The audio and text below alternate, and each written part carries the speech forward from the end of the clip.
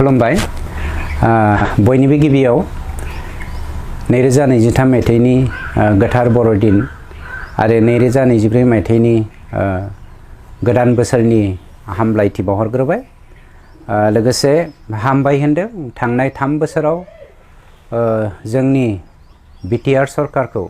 मानव गेदेर प्रमद बर' बिथांनि दैदेननायाव जेसेबां मानि हाबा हुखा जालांबाय एकर्ड इमप्लिमेन्टेशनफोर जालांबाय बेफोराव जोंखौ रायजो राजाफ्रा हेफाजाब होनायनि थाखाय आरो हामबाय होनदों विशेष भाबे जोंनि बिटिआर हालामखौ जोङो 34 बोसोर जोंनि बर'लेण्ड मुभमेन्टआवहाय जालांनाय गासैबो जाथायफोरखौ बावगारलायनानै आरो जोङो गावनि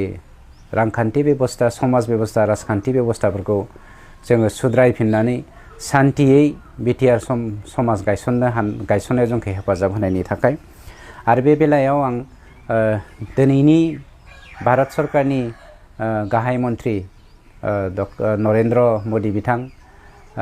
मानव गेदेर नखर मन्त्रि अमित शाह बिथां आरो मानव गेदेर आसामनि गिबि मन्त्रि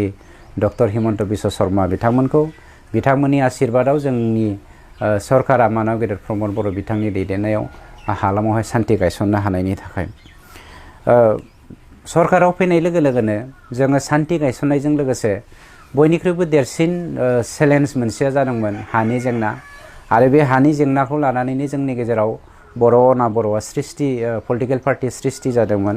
अनलायनाय गोजोननाय गैयै जादोंमोन दा जोंनि सरकारा बिथां मानव गेदेर प्रमद बर'नि दैदेननायाव थांनाय 3 बोसोरनि गेजेराव जोङो खेबनै लेन्ड मेला बानायबाय बे खेबनै लेन्ड मेलानि गेजेरजों जोङो 27,723 नखरनो हानि पाट्टाखौ रानना होनो हादों आरो बेनि अनगायैबो जोङो लेन्ड टाइटेल सार्टिफिकेटखौ 12,732 सानो रानना होनो हादों टटेल दिनैनि दिनाव जोङो बिटिआर हालामावहाय 86,494 नखरनो हानि पाट्टा राननानै होनो हादों जोङो आसा खालामदों रायजो राजाफोरनि आशीर्बाद आरो अनसायनाया जेब्लायबो थाबाय थायोब्ला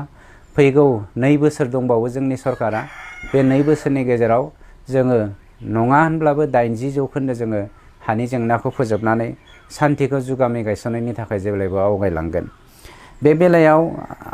आं रायजो राजाफोरनो मोनसे बाथ्राखौ बुंथिना होनानै गोजोननाय मोनगोन जे जोंनि सरकारा दुलाराय भारतआव थानाय गासै 6 शिड्युलफोरनि गेजेरावहाय जोंनि बिटिआर 6 शिड्युला बयनिख्रुइबो गिबिसिन जोङो लेन्ड डिजिटाइजेसन खालामनो हादों जायनि गेजेरजों जोङो जोंनि गावनि थाखानाय गासैबो हाखौ आपल'ड खालामनाय बायदियै जोङो गुगोलाव सार्च खालामनानै गावनि हाखौ माबायदि कन्डिशनाव दङ नायनो हायो दा बे लेन्ड डिजिटाइजेसन खालामनायनि गेजेरजों जोङो 7टा खामानिखौ गोरलैयैनो मावनानै होदों बेयो mutation by rights of inheritance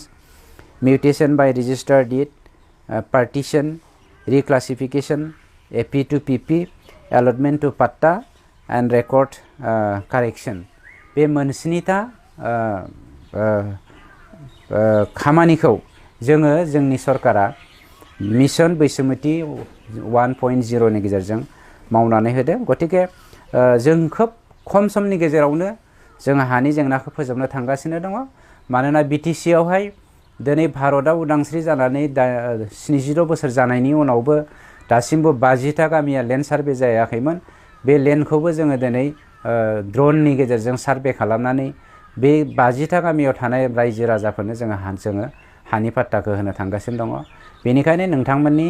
आशीर्बाद आरो नोंथांमोननि हेफाजाबखौ जोङो जेब्लायबो आसा खालामबाय थागोन नेनानै थाबाय थागोन बेखिनिखौनो बुंनानै साफ्रोमबोनिसिम आंनि अननाय आरो खुलुमनायखौ हरबावबाय।